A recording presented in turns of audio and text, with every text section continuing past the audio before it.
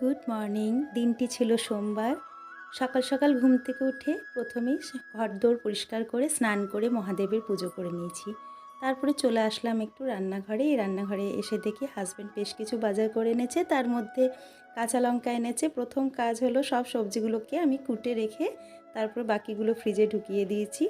এরপর হলো কি কাঁচা লঙ্কাগুলোর বোটাগুলো ছাড়িয়ে একটা বটলের মধ্যে, কাঁচের বটলের মধ্যে ভরে আবার ফ্রিজে রাখবো, নচেত মাঝে মাঝে দু একটা লঙ্কা দেখেছি পচে যায়, তারপর পেকে যায়। এই কারণের জন্য এটা একটা কাঁচের বটলের মধ্যে ভরে ফ্রিজে রেখে দিই আমি। এরপরেই দেখি ছোটো পিসির বাড়ি থেকে আমার বাড়িতে কুল দিয়ে পাঠিয়েছে। গ্রীষ্ম পড়তে না পড়তেই দেখুন আমার বাড়িতে আচারের কিন্তু সম্ভার নিয়ে চলে আসছি আবার। তো কুলের বোটাগুলো ছাড়িয়ে হাজব্যান্ড বলল হালকা যেগুলো কাঁচা আছে, মানে কাঁচা বলতে হালকা পেকে আছে এবং বেশ কিছু শুকনো হয়ে গেছে, বলে আরও দুদিন শুকিয়ে যাক, আর যেগুলো হালকা পাকা আছে সেগুলো একটু পাতলা ঝোল করো। তো সেই কারণের জন্য কুলগুলোকে বসিয়ে দিয়েছি স্টিমে।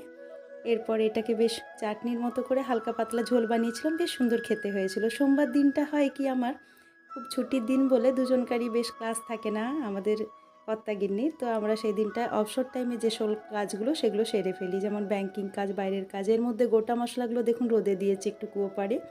তো মাঝে মাঝে তো যখন বর্ষা এবার আসবে যখন, তখন দেখবেন যে মাঝে মাঝে রোদে দিয়ে আবার বর্ষাতে এগুলো ভিজে, ভুলেই যাই ওঠাতে। যাই হোক, রান্নাবান্না সেরে পরে একটু চা নিয়ে বসছি কর্তাগিন্নি। তো ভীষণ ভালো লাগে যে সব কিছু কাজ সারার পর একটু জমিয়ে আড্ডা মেরে চা খেতে। তো আজকের ব্লগটি এইটুকুই, টাটা।